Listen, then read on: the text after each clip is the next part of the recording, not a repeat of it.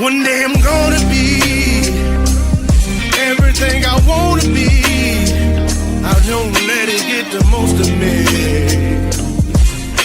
One day I'm gonna be free. I wanna be everything I'm gonna be.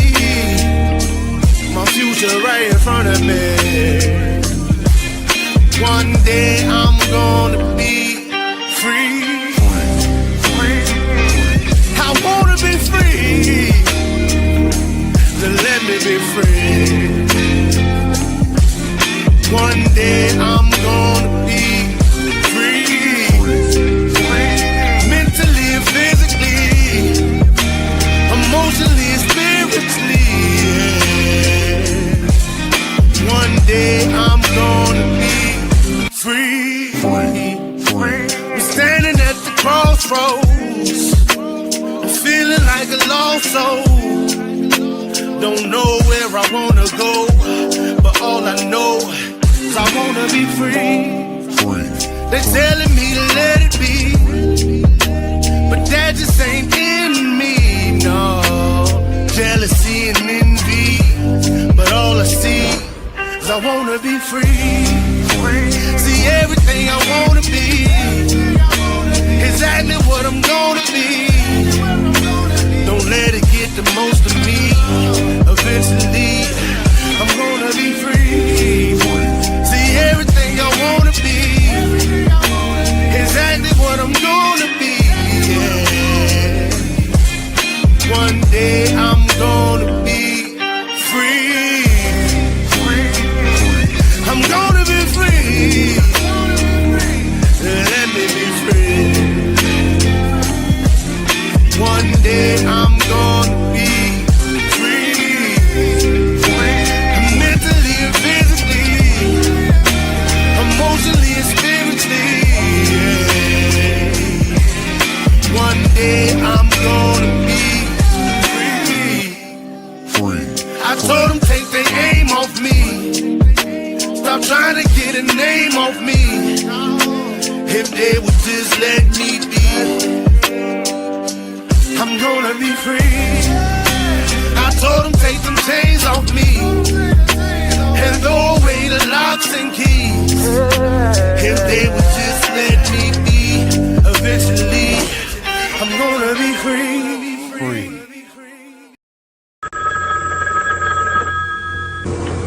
They're back.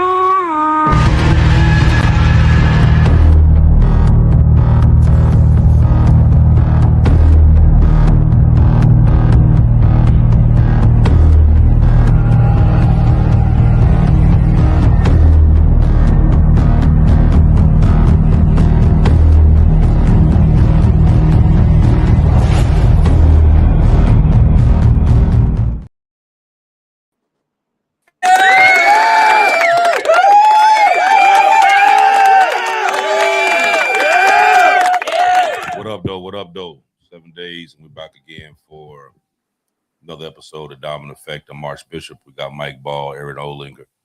What up, everybody? Glad everybody was able to tune in. We got another show for you that we hope we can get out as much information as possible and try to get some kind of explanation for some of this that's been going on. But before we get started, everybody, hit that like button. That will get us up on the proper algorithm. We've noticed through these shows that we got a lot of people that be viewing, but we don't see them on that like. So hit that like button. It only takes you literally 1 second to hit that like button. And hit the little hearts or whatever it is that needs to be hit on there to get YouTube to put this out in the right algorithm for more people can be able to watch this. So tonight, people all over the world are kind of asking the same question. Why does suddenly it feels like all these outbreaks are happening everywhere and all at once? So Ebola is making headlines again. Norovirus outbreaks is spreading through cruise ships and schools, and throwing Hantavirus scare is tied to international travel. Tick populations exploding across parts of the U.S. and reports of China causing people online to panic over this possibility of another mysterious uh, virus event. But there's a bigger question. Are these natural outbreaks happening in a connected world, or are governments, corporations, and global organizations experimenting with systems that not only control the viruses, but they control the fear, the biology, and the crisis management dealing with it? So tonight we're going to try to separate the fact from the fear. We're going to look at the science part of it. We're going to look at the timing. We're going to look at the patterns, and we're going to ask that mainstream question that media won't touch, and really quick to try to dismiss: is this just happening, or is there some kind of correlation with this? So this is what we're going to talk about tonight. So we're going to first hit with the reason why people are so suspicious about this. And one thing that hasn't changed permanently since COVID is the whole trust issue, dealing with dealing with these viruses and these other things that keeps popping up, because millions of people feel like they're being lied to, or that they were lied to during the COVID. Some people believe that information was censored. Others believe that the government changed the narratives to um, repeatedly disorganize people and have them to basically do whatever it was that they wanted to be done. And because of that, every outbreak is now automatically triggers this suspicion. And honestly, whether people agree with conspiracy theories or not, it's not as important to understand the reasons how, but also the reasons why this is going on. So during COVID, we had the lockdowns that changed the economy. We had vaccine debates as to whether to take the shot, not to take the shot, divided families. Social media censorship became widespread about it. Pharmaceutical companies made billions of dollars off of these vaccines, and the governments used these emergency powers to be able to force these lockdowns and basically keep people in the house. And a lot of questions that came up during that time was whether COVID was really that serious, or was that an actual test to see what they needed to do in order to keep people in the house. So when people hear the words like new virus or outbreak or health emergency, they immediately ask themselves, is this a real thing, or is this exaggerated? Is this being used to manipulate population, or is this just another psychological shift that they're trying to do just to see how they will go, how or what responses they're going to end up getting off of that? But suspicion alone is not proof, and that's where this conversation is going to start. So, Aaron, I'm gonna have you start out first with the hantavirus and Okay. what's actually going on right now with I want to mention one thing when you say that. suspicion. This book I got right here, it's called A Higher Form of Killing. It talks about the experiments done on the U.S. population by our government, where different weapons were tested. And you'll learn that there was nothing in Hong Kong about the Hong Kong flu. Um, the flu that came about in 1918 and lasted till 1921, the Spanish flu, there was nothing Spanish about it.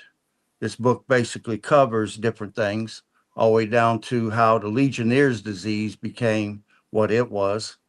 And after you read books like that, it gives you a suspicious mind. You want to get more information and seek to better educate yourself so that you can understand what's going on around you. Now, with the hantavirus, Mike, if you don't mind, put up picture 4, please. Sure. Here we go. Okay. This is the Andes strain that is out right now. Now, the first time I heard about the hantavirus, I believe it was in 1990 93 when it hit an Indian reservation. It was the Oglala tribe, and they were basically surrounded by law enforcement military, and that strain ran its course before they allowed anybody to come out off that reservation. It killed quite a few people. Back then, they said it was carried by deer ticks. Now, today, this Andes strain is considered to be zoonotic virus, which means it can be transferred from animals to humans and from humans to animals. So if you're carrying it, you can give it to your dog or cat, or if your dog or cat's got it, they can give it to you. Transmission occurs via inhalation of contaminated aerosols like rodent urine, feces, and saliva. Right now, it's being carried by the long-tailed pygmy rat, commonly found in the rural area of the Andes, which those branch off into Argentina. Once your lungs are infected, it causes Hantavirus, what they call cardiopulmonary syndrome, HCPS, which can be fatal. It has a 40% death rate. The Andes strain can be spread from human to human through coughing, sneezing, or contaminated surfaces. Now, your incubation period, a person can carry the virus for up to 6 to 8 weeks, becoming more contagious as the virus takes over the person's body. The diagnosis is detection of 2 particular antibodies and RNA in the blood. Now, your treatment, they say, is there is no specific treatment or antiviral therapy. There's no cure or vaccine. Management is basically supportive fluid management, oxygen therapy, and mechanical ventilation. So they're going to put you on a ventilator. Man, and once you get on that ventilator, it's really hard to get off a ventilator, right? Right. Yeah. Now, the CDC recently upgraded to a level 3 virus, which usually means that it's an airborne disease, which makes it a super spreader. Right now, you have 5 U.S. states that are in quarantine on it. There is one particular lady that is showing symptoms, and she will not self-quarantine. So they're going to have to forcefully quarantine her because she's wanting to travel and she's wanting to do all this other stuff. And what? Yeah. Why would you, even if you had the normal flu, like, why would you want to leave your house? You know what I mean? It's like, some people don't show any common sense. I guess no common kidding. sense ain't common these days. Prevention is you want to avoid sweeping rodent droppings dry. You want to wet the area down before you sweep up. You want to wear goggles and masks when cleaning. And then you want to do sanitation control. You want to properly dispose of human and animal waste. Now, your symptoms is in phase 1, that is fever, headaches, general discomfort, and muscle aches. That's the febrile phase. The hypotensive phase, which is phase 2, is shock, capillary leaks. That's leak of your blood vessels. And phase 3, which is your cardiopulmonary phase, that's your death phase. Your lungs fills up with fluid and you have respiratory failure. And then in stage 4, if you make it that far, you have the convalescent phase, which is gradual recovery. And that's basically what I have on that disease there. So real quick. Oh, go ahead. They ever say the reason why or how that Hantavirus even ended up on that ship? Because they said that they checked the ship and there wasn't any rodents and whatever on there. So Yeah. did they actually say the reason? What was the actual reason how that Yeah. Mike knows that. I'll let Mike cover that one. So there was a Dutch couple that, you know, essentially was down there in Argentina doing this whole thing, planning on getting on that ship and doing the voyage that they planned on doing. Now, before they got on, they went and wanted to go bird watching, quote unquote. So they went bird watching, and where they found these birds at, where they were taking pictures of them and stuff like that, was at a landfill, very close to a landfill in Argentina. And so while they're there, they're taking pictures, whatever, probably walking through some crazy, you know, landscape. And they ended up getting in contact with that shit, literally. Anyways, then once they were, they did that for the day or whatever, then they go back to the ship and they leave and depart the next day or whatever the case is. And as they're leaving, I actually have right here the actual timeline of the ship right here. It actually shows like the stage 1, stage 2, stage 3. This is all the different who was affected, where was what ship departed. The first passenger, a 70-year-old man, falls ill. That's stage 2. Then stage 3 is April 11th, right there. Passenger dies aboard the ship. That's the man that first dies, the man that caught it. And then body is removed from the ship. On the 4th level, actually, that's where, and it says passenger 69-year-old wife leaves and flies to South Africa, where she dies April 26th. Test results May 4th on her are positive for hantavirus. More than 24 other passengers leave the ship. Then stage 5, April 27th, second ill passenger is evacuated to South Africa. Test results May 2nd are positive for hantavirus. Then May 2nd, now this is the stage 6 now out of the 8. May 2nd, a German woman who showed symptoms April 28th dies aboard the ship. And then 7, May 3rd, the ship arrives in Cape Verde. WHO, World Health Organization, says it's reacting to a suspected hantavirus outbreak on the ship, which now has 3 other people who are ill. On May 6th, it departs en route to the Canary Islands. And then 7, the ship departs Cape Verde en route to the Canary Islands. That is the timeline of that actual ship itself right there. Now, one thing I do want to make a point, I want to bring our attention to, hold on, let me bring this correct. There we go.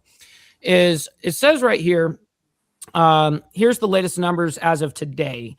WHO originally reported 8 total cases within, and with 3 deaths on May 8th. That later increased to 11 reported cases globally linked to the ship outbreak. Now, I'm assuming that when they were letting passengers off the boat as they were going through, allowing people to disembark before they knew that there was an outbreak happening, that's where the medical professional on board there failed to recognize that. And it says WHO and associated tracking agencies now appear to be narrowing the confirmed active outbreak count to about 10 cases after some reclassification / testing and review. So the death toll does remain at 3 deaths. But here's a few important context points that are getting lost online, right? This is not behaving like COVID necessarily. Transmission efficiency appears very low. So yes, it does go from human to human and all that stuff. But let me go ahead and explain that there's 9 different variants of hantavirus. And so it says most hantavirus do not spread person to person. Well, that's 8 of those strains. The 9th version of the strain, which is the Andes virus, or the Andes version of that variant, whatever, it says do not spread. Most hantavirus do not spread person to person, but the Andes strain is the exception. Health agencies still rate the broader public risk as quote unquote low. So the headline numbers right now are 10 to 11 outbreak linked cases worldwide, 3 deaths, and 41 monitored in the US right now. 0 confirmed US outbreak cases at this moment. So that's just the numbers part. Okay. Let me add this. And this is where I get suspicious. Mike, that was great. That timeline was perfect, man. But where I get suspicious is this. Out of everyone that went on that bird watching tour, how did only one guy come down with it? Well, because it was only 2 people total. So Okay. it wasn't like a tour with the guests. They took it upon themselves before they even got on the ship to go bird watching in the area. Wouldn't there have been other people that would have paid for the trip too? Are you saying that they're the only 2 that was on the whole thing? I'm not talking about the people on the ship. I'm talking about so the bird watching thing had nothing to. They didn't pay for that. That's them going on their own will, leaving the area and saying, "Hey, we want to go do this." Okay. And those 2 people only. It wasn't like a group of people went. Only those 2 people went quote unquote bird watching and went to a landfill. I mean, those are the 2 idiots that would do that. Okay, and I could see where the wind could blow some feces, dust toward them, and Never they could know. inhale it. Yep. But my problem is this: that one guy came down with it. There had to be a driver or somebody there assisting them. I have not heard of a single other case inside that country. I mean, this disease, if there was an outbreak of it, say 1 to 4 or 5 cases, there would be countries shutting down borders because nobody wants this in their country, period. And I haven't heard of a single other case inside Argentina. And it just makes me suspicious. Why was this one guy the only one to come down with it? No, I totally get that. Mhm. Oh, it looks like I lagged out. I totally get what you're saying on that aspect. I don't know what happened to my thing real quick, but I'll go ahead and work on this real quick. Yeah, I don't know. I was thinking about that too, Aaron, when I was hearing the different things about that, and I'm like, well, hold on now. If you just had some people that was out there bird watching it, and then they end up sick, why come you? I mean, surely there was more people bird watching than just these 2 people. You know what I Right. mean? It would have went a lot further than that. You know what I mean? The actual outbreak itself would have went way further than just these couple people here. You know what I mean? Even with the wind, okay. So, but basically, what you're saying is that you inhaled some bird droppings, and this is what got it. You know what I mean? It just kind of. Well, they were probably rummaging makes through sense. and literally walking through trash at a landfill, you know. And remember, again, like I said, it's not like it was a paid thing from the trip. Like, oh, hey, we're gonna go bird watching, then we're gonna go over here onto the ship. It was just 2 people that decided their own goodwill to go and do that, right? And then they came back and brought it onto the ship. And then it spread like kind of a little bit like a wildfire. I mean, you're in a tube. It's kind of like being in an airplane, you know. Yeah, but to me, let's say that feces, dust from the feces, the spores got up, and the one guy inhaled it. I mean, if it's spreading like that and that easily to catch, how come the local natives, So nobody else has caught it? Because the normal progression is you have an outbreak. Outbreaks turn into epidemics. Epidemics, once you get into 55 nations or more, become pandemics. I lagging haven't out. I heard don't know of what the a heck is going on. single local native or anybody else that had got it but him. And that's what makes me suspicious that somebody might have released a weapon, because nobody else is showing any signs of having it, especially the people that live in that vicinity. They should all be sick. There should be something major going on there, and there's not. And that's what makes me suspicious. Uh, but I love your timeline, Mike. That was perfect, man. Yeah, I think Mike froze right there. Oh. There was a comment from the from Instagram. All right, take that one off. My other Yeah, side. there was a comment My on whole there computer from. just shut down. Yeah, what happened to you? My whole computer shut down. So I yeah, can there you see you. go. So what I was gonna say, real quick on that whole thing, while Can't hear you. damn. I can hear you. I don't know why you can't hear. Can you hear me, Aaron? Yeah. I don't know why you can't hear him. Yeah, Okay. there was a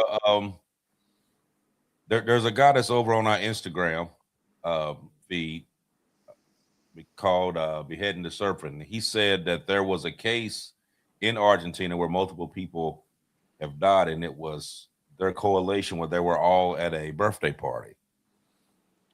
So Okay. there is multiple And cases that of occurred natives at the getting same it. time, or Yes. how long ago was this? Okay. Can you guys I hear don't me? know. Because I I didn't don't, hear that yeah, news. I I didn't can hear see you, that. Mike. Okay, so the answer, what I've been trying to say, But and whoever since this whole reported thing, that, that's good to know. I did Aaron can't not hear hear me. that at all. Hold on, Aaron. I don't know Yeah, why Aaron you can't can't hear hear me, him. but you're gonna have to relay this to him. Go Okay. ahead. So there is many natives that have caught hantavirus over there in Argentina. Many. I just looked it up, and then my whole computer froze, so I have to reset everything. But nonetheless, yes, they do get it, and it's not like it's a wildly. It's not like it happens nonstop or anything. It happens like a case, 2 cases. They handle it, whatever the case is. But that it is something that they do get themselves. Now let me go ahead and reset my whole PC, and I'll be back. Okay. Okay. So we're gonna jump into this other one while he resets. We're gonna Okay. jump into this this norovirus. All right. And you know, norovirus is basically was often called just a stomach bug, which causes vomiting, diarrhea, stomach pain. Um, it spreads incredibly fast, and a lot of people that's in like a lot of crowded environments, stuff like that, they usually pick it up fairly quick. If somebody gets it in there, usually goes pretty quick.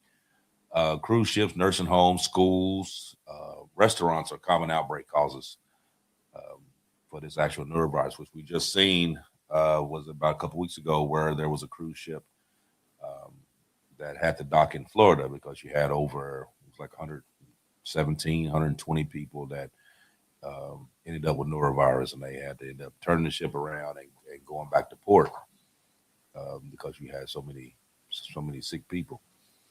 But the CDC shows that thousands of outbreaks like this happens every year in the United States alone. Mhm. So unlike uh, the actual fears and stuff that they putting online, norovirus is not really that mysterious about that particular one. But here's why people still connect all these together, because people see a lot of these repeated outbreaks, and a lot of this stuff is happening on cruise ships. So so people see how fast that a virus like that can transmit and go global so quick, because you have people that's going on these cruise ships that's from various parts of the country, various parts of the world, and they end up transmitting it, getting it, and then taking it back home with them, which in turn spreads it around as well. Um, so could future outbreaks be internationally amplified through these travel systems? Absolutely. You know, you go on people on cruise ships, just on regular airplane rides, whatever. It's fairly easy to be able to transmit these viruses, and they can, you know, if you get the right one, yeah, it can spread like wildfire, just like COVID did. Um, but the mortality rate on that is basically right around 200,000 deaths a year, mostly among elderly people, young children, uh, immune compromised individuals, and populations that have fairly weak health systems. Um, a lot of the third world countries and countries that have, you know, like really crappy health care. A lot of their elderly and their children end up picking this up and not being able to um, survive through it. And this particular neurovirus, it survives because it survives on surfaces. It's in food, it's in water. Um, Mhm. so you can easily pick this up, and you have regular flu-like symptoms. You know, you have the nausea, the vomiting, diarrhea, dehydration, your stomach cramps, um, all of that, just like a regular flu. And a lot of people just kind of, you know, just, well, it's just a bug. We just give it a couple of days and just let it just run through. You know, and I think one of the biggest things dealing with all these viruses, I think probably the number one thing dealing with all these, is that people really don't wash their hands. You know, they walking around and they're touching things, they hitting, you know, opening doors and putting your hands on rails and all this other stuff that other people done been in contact with. Is fairly easy to be able to contract something like that when a lot of people just doing just a simple thing is just washing your hands could prevent a whole lot of this stuff from going on. Um, Disinfecting these surfaces, you know, a lot of those cruise ships, you know, they're not just running around just steady, just wiping off stuff. You know what I mean? You're going to come in contact, you're going to touch things that other people have touched. I mean, that's just a risk that you take. That's a risk you take anywhere. You don't have to be on a cruise ship for that. I mean, you can go to your job and touch a door handle that somebody else had touched. And if they, you know, sitting there coughing and into their hand and open the door, and you walk right behind them and do it, guess what? You just got contacted too. It's really that easy to to be able to spread. But the neurovirus kind of represents how vulnerable these global travel systems really are.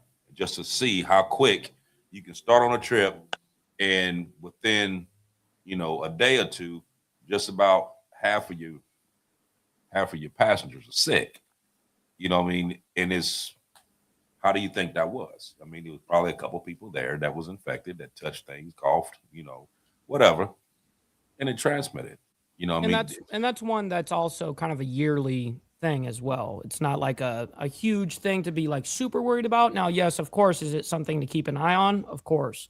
And knowing that these outbreaks are happening, probably don't be trying to get on a cruise ship right now. That's what my mind does. Well, that's what some people would think, and then some people would also think that I can catch this just going to the store. So, well, it's true. It's not going to really stop me from going on my cruise that I done paid $7,000-8,000 for. You know what I mean? I'm just gonna go and try my luck. You know what I mean? Shoot, I've been on several cruises, and I always took like hand sanitizers, all that stuff, all the time. You know what I mean? You know what I advocate for? I advocate for banning all cruise ships in the United States. That's what I'm for that. Let's legislate all cruise ships to never be able to disembark and park here. Let's do that. And why is that? Because they're problems. It's a subpar vacation anyways. How about that? Hot take. Yeah, I bet you a whole lot of them is going to disagree with you on that one. That's all right. That's all right. They can disagree. But like I said, though, a lot of this transmitting, like you said, its own surfaces. It is airborne. You can be in food, water, all of that. It can very well happen. But like I said, that can with Norovirus, that can basically happen anywhere. You know what I mean? Because like I said, most people don't wash their hands, and then they sit there and they touch everything, and then they rub their eyes or play with the nose or put the finger in the mouth. You know what I mean? Whatever. Boom. There you go. You know what I mean? It's really just that quick. But let me ask you a question. Now, I know we're not talking about COVID, but I know COVID is the reason why everybody is just really in an uproar when it comes to a lot of this. And everyone's looking at this going, okay, is this going to be 2.0? Or are they going to try to treat us like this? Absolutely. After that scam, of course, people are going to be hesitant. Right. So my question is, has COVID permanently changed the way people think about these outbreaks? And why do you think that is? Well, again, we got a little bit of context of the realism aspect of what happened there. And there used to be a trust factor between the government and the people, and also something like the World Health Organization, stuff like that. I just think that people have woken up after they saw and got treated there's many kids that went to school, quote unquote, from home, but not even the homeschooling thing. They were forced that way. And I don't know. I think a lot of people were personally affected by that, and they woke up and started researching a shit ton about it as well. Then other documentaries came out, more information came out, and now there's like zero trust. It was like, okay, well, now you use this to basically control your people. And that is, of course, the worry. And also one of the big things, what actually harmed, actual vaccines that people actually do need. There are a handful of really good vaccines for us. And now there's a lot of people that actually fully say, my child will never receive another vaccine in his or her life, or whatever the case is. I think people have just lost a lot of trust. Mm-hmm. I'm going to add my personal experiences. My mother died from it. One of my best friends, one of his parents died. I've got club brothers that died from it. I've got cousins that died from it. They got that strain that filled your lungs up and made you feel as though you were drowning until you couldn't breathe no more. And that was the most deadly strain of it. That's what happened to my grandma too. Yeah. Now, what concerns me with the norovirus, it's deadly to people 65 age and older and very young kids. I fall into that group myself. And what I found interesting is that hand sanitizer doesn't work to destroy norovirus. You can coat your hands in it and it's not going to stop you from getting norovirus. Your symptoms come on. I mean, your incubation period is 12 to 48 hours. Your symptoms come on within 1 to 3 days. It's a very fast spreader. But what makes it deadly to elderly people is the amount of dehydration that it creates. And you're between throwing up and having the diarrhea, man, that's a bad thing. But showing how little mainstream media covers things, what I found out is your top 5 states for outbreaks of norovirus inside the United States is Ohio, Minnesota, Wisconsin, Illinois, Michigan. Those are mostly Midwest states. I live in Ohio. I have never heard of a single case of norovirus my entire life in Ohio. And here it is. I'm in the state that has some of the largest outbreaks of it. How come I'm not hearing about it from the mainstream media? You know, this is a trip to me, but I'm going to stop there. We're going to jump into the one that really terrifies almost everybody when you hear his name, and that's Ebola. Now, recent reports show that there's a growing Ebola outbreak in parts of the Dominican Republic, the Congo, and Uganda. And the WHO officials recently expressed major concern about the spread and the scale of the spread. So Ebola is frightening because really high fatality rates, up to almost 90% fatality rate. Graphic system, human-to-human transmission, and some strains have historically killed large percentages of infected patients. So, now, naturally, when people hear about Ebola spreading, especially in 2026, conspiracy theories start to panic everywhere, and people ask, why does Ebola keep returning? Are these pharmaceutical companies profiting from this fear of pumping it out? And are these outbreaks actually being used to normalize emergency powers globally? Which, back last year, the WHO had this thing called a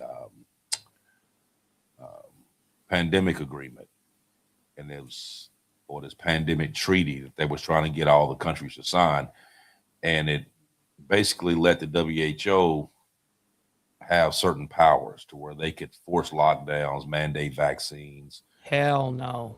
Control travel, override government agencies, and actually enforce government IDs, digital IDs. Now, a lot of countries signed it. A lot of countries didn't.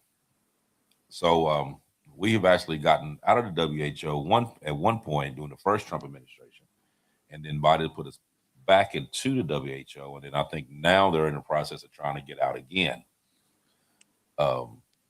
because of some of the stuff that they're actually trying to do. Now they're trying to kind of downplay it and was like, no, we didn't really mean that we could actually enforce these lockdowns, but we could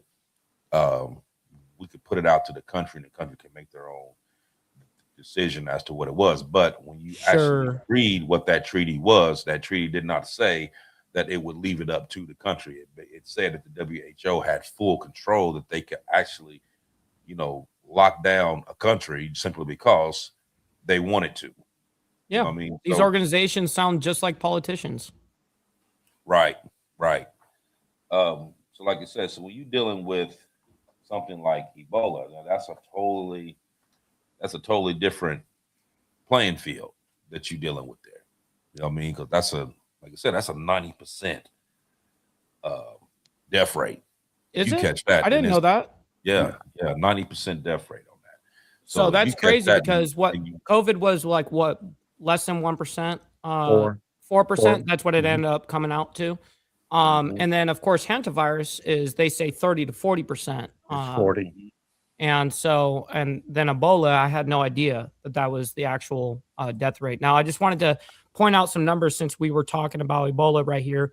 So right now, the most consistently reported numbers of Ebola, of the recent outbreak regarding, the Democratic Republic of Congo, and they're not really speaking about Uganda in this, but they are including it. I'm guaranteeing it because I've been following it myself. It says about 51 laboratory confirmed Ebola cases in the Congo is the outbreak currently, but roughly 500 to 600 suspected cases total are being investigated, and around 130 to 139 suspected deaths linked to the outbreak so far. So on this exact outbreak that we've been talking about here for the last 3 days on Insane Wheels anyways, it says the situation is evolving fast, so the confirmed numbers keep climbing as testing catches up. Just 5 days ago, reports were only talking about 13 confirmed cases, and then now it's above 50. So that's just letting you know the numbers right now. Now, have you noticed that any of the major viruses that come out, it always end up starting in the Congo? You ever notice that? Yeah. Like it kind of makes you think that they just like they purposely just drop that shit there just to. It's a testing ground. Right. Yeah. There you that right there. Mm-hmm. Good at. That's exactly where I was going with that. Because it seems like just about every one of these really major ones always end up starting in the Congo. Somewhere, shape, form, or fashion, it always happens there. Like there's just like a breeding ground. Like, okay, let's try this and see what happened to them. Let's try this and see what happens to them. You know what I mean? Because it's basically they're basically isolated for the most part. And so how come they're always the first ones to get all this major stuff that's going on?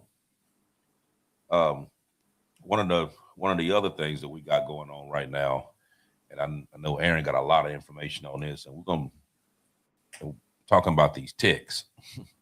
Now, I know I've been talking to several people, you know what I mean, from different states, and they were talking about these ticks and how bad these ticks are. I talked to one person, and their little girl had got bitten by a tick, and she wasn't out in the grass playing. She was on the porch, got bit by a tick. Next morning, she comes to her and says, "Mommy, I got big muscles." And she shows a muscle, and her arm is just huge. Oh, man, that sounds terrible. So they rush them to the hospital. And, of course, as soon as you say anything about a tick, of course, they treating you for Lyme disease and all that. I mean, she ends up being okay. But there's a lot more to these ticks now. Then it's not just like all of a sudden ticks is just bad. There's been reports of a lot of these farmers talking about finding boxes on their properties loaded with ticks. A lot of these cattle ranchers and stuff like that have been reporting finding these quote unquote strange boxes on their farmland just loaded down with these ticks. Now here's the thing with here's the thing with the ticks though. These ticks, if you are bitten, excuse me, and there's a certain type of tick called a Lone Star tick, and I know Aaron's going to get into that, but excuse me, one of the drawbacks of that is that if you're bitten by a Lone Star tick, it makes you sick to the point that, say, like you go to eat meat, it will make you sick. And it will continue to make you sick up to, I think, 5 years. Am I correct, Aaron? That's correct. Holy shit. Are you serious? Oh, yeah. But I'm going to let Aaron dive into it, though, because I know he has quite a bit on there to say. Real quick before he does, look at what Sick Bastard says. I pulled a tick off me today. Wow, geez, dude. You may or may not want to hear this information now going forward. Yeah, okay, Aaron, Aaron, go ahead and hear this. Okay, go ahead and get it about these ticks right now, especially being the fact that it's going into spring into summer. These ticks is moving, they're running, and so everybody needs to know what's going on dealing with these things. Go ahead, Aaron. Okay, Mike, give me picture number 5, please. Okay, right there shows the different types of ticks that are in the United States, and under each one, it shows what diseases it carries. Now, the second one on the left is the Lone Star tick. Then, Mike, give me picture 3. All right. And by the way, yep. And as you pointed that out, someone in the comment section said Lone Star tick makes you allergic to meat. There you go. And Right. so now, which number did you say? Number 3, please. Number 3. Here we go. Okay, what I want people to realize here, what's in the yellow or the tan is how far the ticks have traveled. And in just the past few years, the brown area are the areas that have been more infected recently. Now, like Bishop said, they're saying that these ticks are being dropped from helicopters because there's no way a tick can travel that kind of distance. And they could sit back and say, well, they're attaching themselves to migrating birds. Well, the winter months up north usually kills off a certain amount of insects, and ticks is one of them. We've had some severe weather this past winter, and going into the summer, we're at an epidemic stage for the ticks. I'm having a hard time believing that. Most of them should have died out from the extreme polar vortex type weather that we were having. But apparently they're spreading, and I don't want to say we're at an epidemic, but we're, for lack of a better word, I am going to say that. Then give me picture number 6. All right. This is the disease that Lone Star tick is carrying. It's called the alpha-gal syndrome, AGS. It's an allergic reaction triggered by a molecule that's naturally found in most mammals, which can be transmitted to humans via certain tick bites, mainly the Lone Star tick. It can be detected from specific blood tests. The CDC has info on how to manage this condition. If you go to their website, you can look up if you've got the disease, and they got information there to tell you how to handle it. The alpha-gal syndrome can be deadly without treatment. So if you think you've got it, you definitely want to go get checked out. As far as the mechanism, when a tick bites, it injects a sugar molecule into your bloodstream. Your immune system identifies this molecule as a threat and creates antibodies. Because red meat contains the same molecule, eating it triggers an immune response. Now, I kind of have a problem with that, because if the mammals already have that molecule and I'm eating red meat already and my body's not responding to it, then I don't quite get why it responds once the tick bites me, unless those ticks have been genetically modified. As far as treatment, you cannot eat any meat. It will trigger it.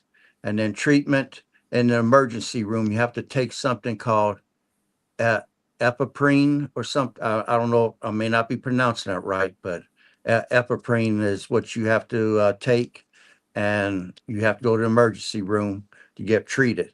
Your Real symptoms. quick, Aaron. Go ahead. I'm sorry. On that, just because that was actually my one question is there like a treatment for this? And so, and if there is, you think that, hey, I eat meat and now I'm getting sick every time I do that, you go and get treated for it. Do you only need the treatment one time, or is it like, oh, now you got to come back and do this whole long, 2-year recovery, Well, taking this medicine or something? if you try to eat meat, or you get, say you have pharmaceuticals that are based upon animal proteins or whatever, then you're going to end up back in the hospital every time that you consume meat. Your symptoms is most food allergies will happen quickly. Most food allergies, like if you got peanut allergies, you get peanuts in you, you see it within an hour that you've got an allergic reaction. The alpha-gal syndrome is actually a delayed reaction. It occurs 2 to 6 hours after you eat the food. Now, in the early stage of it, you have skin rash or hives, stomach pain, nausea, vomiting, or diarrhea, which is flu-like symptoms. All these things that we're discussing today all start off with flu-like symptoms. Swelling of the lips, face, throat, and eyelids. So you're going to kind of look like the elephant man a little bit here. You're going to have wheezing or shortness of breath. And the deadly part of it, depending upon how much meat you consumed, you'll have anaphylaxis. That's a serious potential fatal reaction that can progress rapidly. The triggers that you're going to have to avoid will be meat from mammals. That's beef, pork, lamb, venison, and rabbit. You have to avoid dairy, which So is what am I going to milk. eat? Nothing. That's it. I'll come to that. You're going to have to avoid dairy, no milk, cheese, or any other dairy products. Gelatin, which is what they put some of these capsules are made out of, and certain medications containing mammal byproducts you have to avoid. Now you can have poultry and fish, but that's going to be it meat wise. And alpha gal can go away over time, usually 5 years, so long as you don't get any additional tick bites. But you go to the family barbecue and Uncle Bob shows up with his prize winning ribs and you decide you're going to pig out, boy, you're going to be in the emergency room for sure. So this isn't something like diabetes where I can take more insulin if I get too much sugar in me to compensate. There is no compensation. And probably the more you eat, the more ill you become. Beans and rice it is. Right. Hey, but then too, you also have to stress that there are several different species of ticks. So just because you get bit by a tick doesn't mean it is this particular kind of tick. That's a good question. I'm actually going to look up how many variants there are or how many species of them. Let me look. Well, you just put the picture up a minute ago. I think it was picture number 5. Yeah, but would it show how many total ticks in the world? Oh, okay. This one is for the United States. This is America, Okay, actually, this is more of the question that I needed answered right here. So this is what we see most commonly in the United States, correct? Right. And under each one shows what diseases they carry. So those are the 6 that we will find here in America. Well, there's 8. There's 8 there. Oh, I mean, I'm 8. Sorry. Yeah. Nonetheless, there's 8 of them, and they all carry something, huh? It's not like not like, hey, one of them or 2 of them don't carry anything. So they're all something that you should, if you get bitten by or whatever, have a tick on you, you should probably get yourself checked out. I would, just to be safe. Yeah. I mean, none of these illnesses that we're discussing today, as soon as you get flu-like symptoms, you have to listen to your body. You cannot assume, well, I just got the flu and it's it. You don't know what you've been exposed to. It's best to go get yourself checked out just to be sure.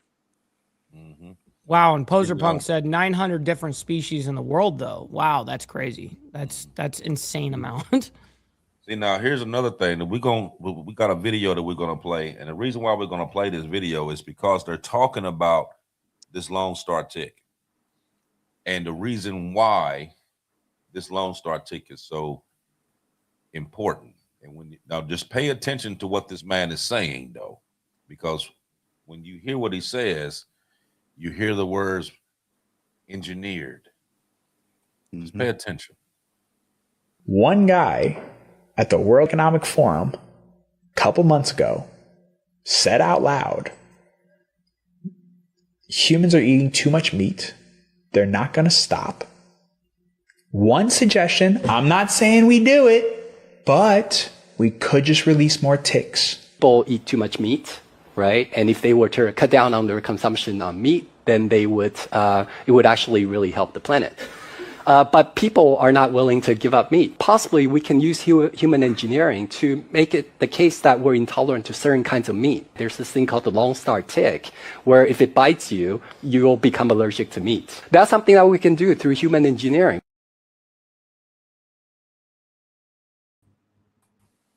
Oh, hell no. And see, that was the world. Why are these guys advocating to talk like that? That rhetoric, and like you're saying right there, Aaron, they're from the World Health Organization. It's not like it's like some random dude that's a nobody. The world is looking to this, kind of organization, and this guy's like out here going, yeah, we got the Lone Star tick out here that makes you allergic to meat. We can socially and human engineer to a point where people aren't eating meat like that. Exactly. That was the point. Oh my God. I mean, those are really elite people with the World Economic Forum. making decisions for the rest of us. And it's not in our best interest, that's for sure. Mm-hmm. You know, there was also an old conspiracy theory connected back to Plum Island Disease Center. You remember that research facility that was off the coast of New York? And they were saying that some people claimed that those ticks escaped from there that contributed to the Lyme disease spread. However, there was no actual conclusive evidence as to whether that was real or not. But these ticks are surviving in areas and interacting with humans more than they ever have. And unlike a lot of them were saying that they survived in like warmer climates, and you know, you got deer ticks that, you know, of course they thrive in deer populations or whatever. And then you have, of course, you got land development and changing ecosystems and all that. But like Aaron was talking about before, you had a total, basically a polar vortex that went on in the Midwest and North region throughout the winter.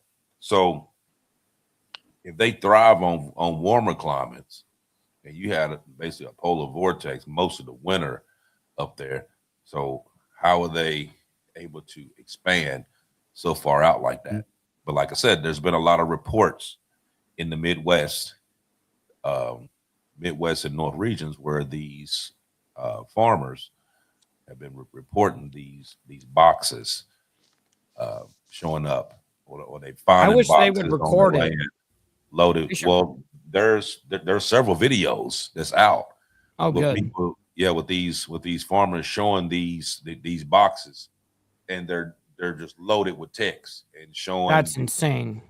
Showing the weeds and all that stuff, and it's just mountains of ticks just all over them. So is that something that was actually bioengineered to put out there? Now, like you said, you know, ticks has been out as long as we know, but yeah, it's easy to do though. You know, you Right. just drop a box of ticks off on properties. I mean, you can that realistically you can get anybody to do that, right? You know, some billionaire offers some crackhead, you know, hey, I'll give you $1,000 to go drop off these packages. well, you got to think also as well. You got government and militaries that have historically researched insects and disease transmissions. You have biological research labs that exist all around the world. You have a lot of these tick-borne illnesses that appear, and they've been increasing in a lot of these different regions around the world. And the whole meat allergy connection, it sounds real bizarre and almost science fiction like when you talk about it, because okay, now we have, you know, they're talking about when you start hearing all the stuff that we're talking about now with the cell cultivated meat and the fake meats and all this stuff, and they're talking about, you know, you're going to run out of meat within a period of time because everybody's consuming so much meat or whatever. And then now you got this mysterious tick that if it bites you, you don't got to worry about eating meat for the next 5 years because it's going to make you sick. So a lot of this stuff kind of connects. You know what I mean? Of course it does. A lot of this stuff really don't make sense. Yes, it does sound bizarre, and it sounds, you know, far-fetched, and it would actually sound conspiracy theory. Is the motive? But it's not. Is the motive for, like, I always look at, like, I'm trying to think of, okay, yes, that's totally realistic, but what's their aim if they do that? Like, if that narrative is true, are they trying to attack the, you know, or trying to save the cattle market or something? What is the actual? Is it because they're worrying that obviously too many people are eating meat? That's what the WHO was saying. So we don't have enough to supply that. So we'll just make people sick so that they can't consume it. And then they have nothing to complain about on us giving them billions of dollars or whatever the case is. I don't know what's the motive. Well, you got to think, number one, you have mass overpopulation. Number one. Number two, you have older people that's actually living a lot longer, which would incorporate with the mass population, because there's not when you look at the actual scale of children being born as to, older people living longer, it's like this, because less people are having children these days.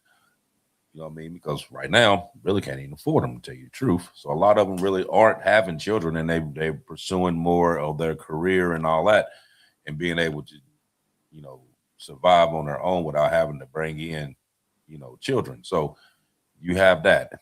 Then you have a lot of these countries that are already dealing with food shortages,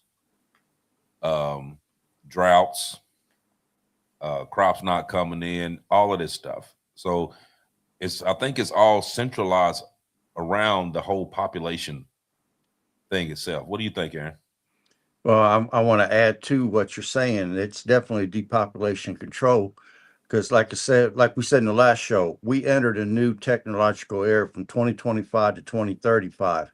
AI is about to replace. I mean, I've got a meme that shows how many jobs have been replaced already, and it's way up in the number.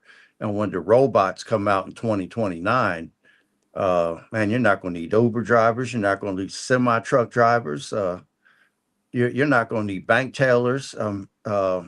Doctors, surgeons, especially surgeons, are going to be replaced by robots. Roofers will be replaced by robots. I done seen all kinds of robots, and then there's going to be military. Quite a few of them aren't going to be needed. What are you going to do when you displace millions of people that can't work? You can't put them on a welfare system. It's already overextended. And then on top of that, if the people aren't working, they're not paying taxes. So that reduces the tax base. So the best thing you could do is cull the herd. I mean, every year in my area, they go out and they have a big hunt to reduce the deer population so that they can survive the winter. So why wouldn't they do it with humans? They're going to do it with humans because the world is way overpopulated. AI don't need all these people. Yeah, no kidding. So what are you going to do with them? And you can't pay them to sit at home the rest of their life. You can't afford it. I like TJ right here. He says, tax the robots. W comment. I like that.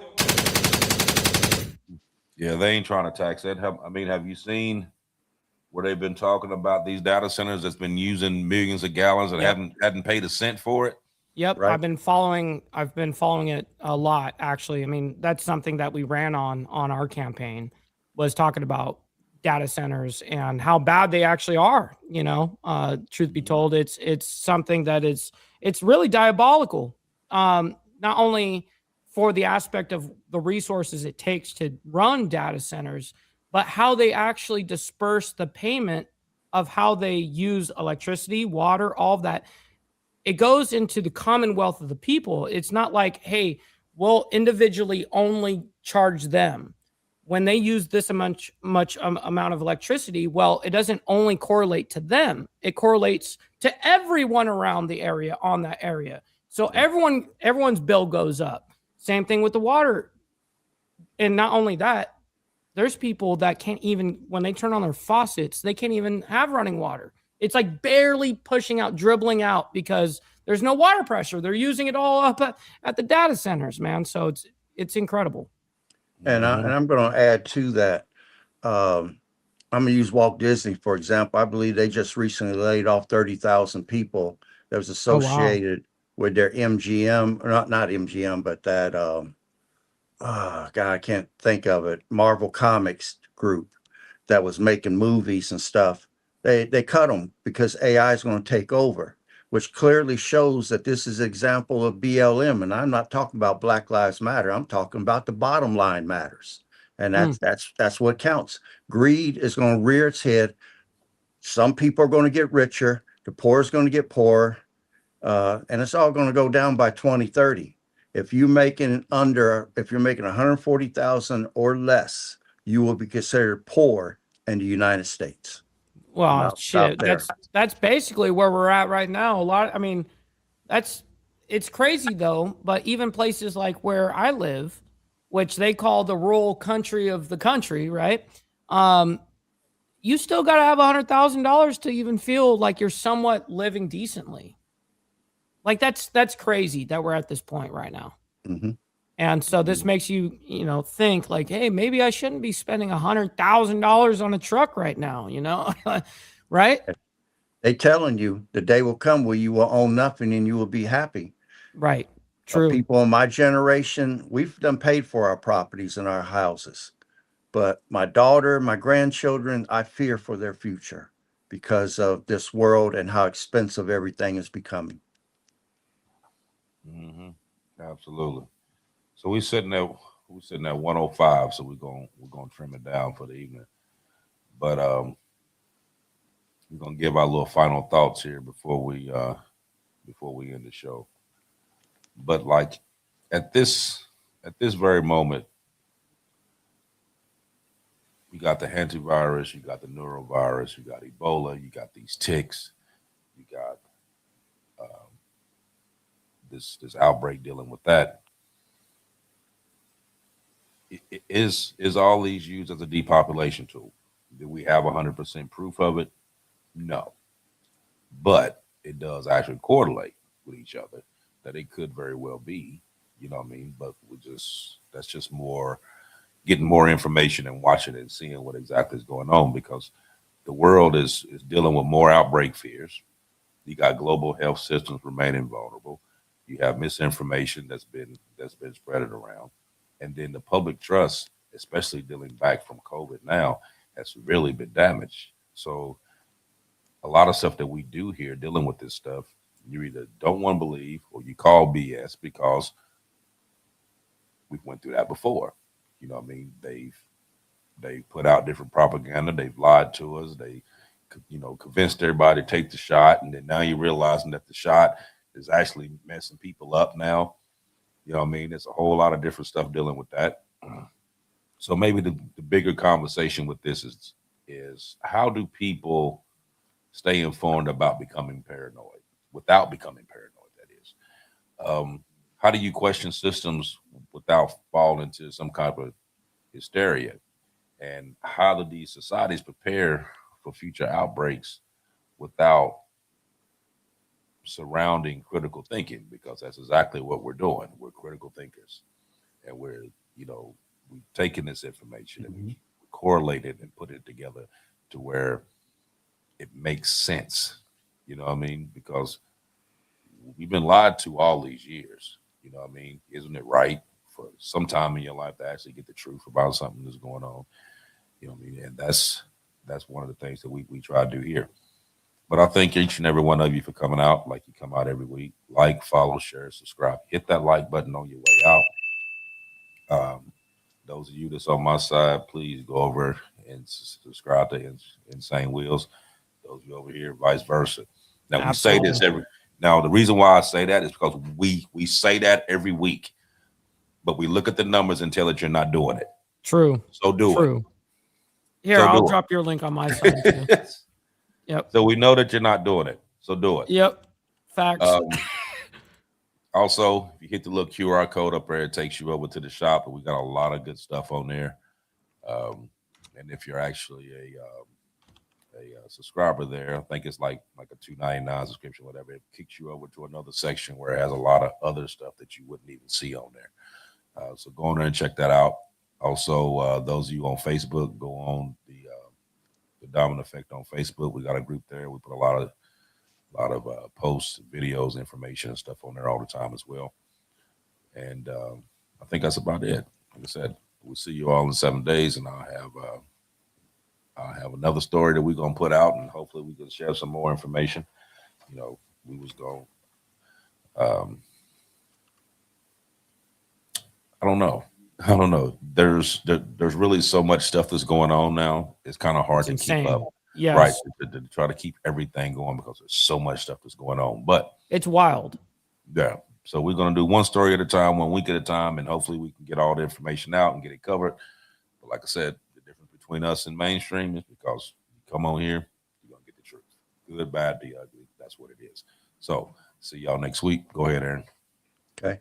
I'm going to say that the headlines may be loud and may even seem to be scary, but to me, the truth matters more than fear. If you're going to travel the world, whether it's because of your job or you just want to travel to see the sights, you're going to expose yourself to the health risks from around the world. Early symptoms from everything we discussed today were flu-like symptoms. So if you take a trip and you come back and you suddenly come down with the flu, don't ignore what your body's telling you. Get yourself to the doctor. Early diagnosis is key to making it through some of these things. And then also rodent and insect control. That isn't old school advice. That is frontline defense right now.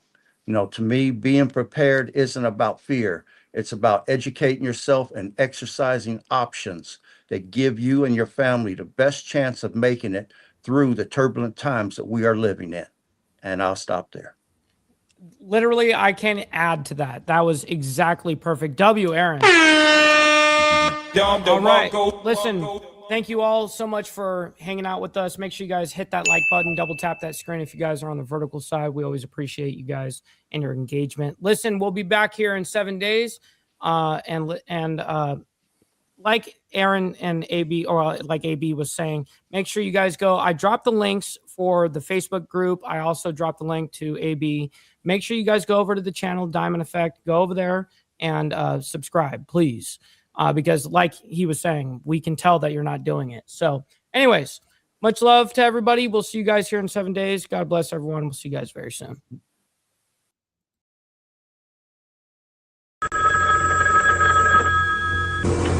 Goodbye.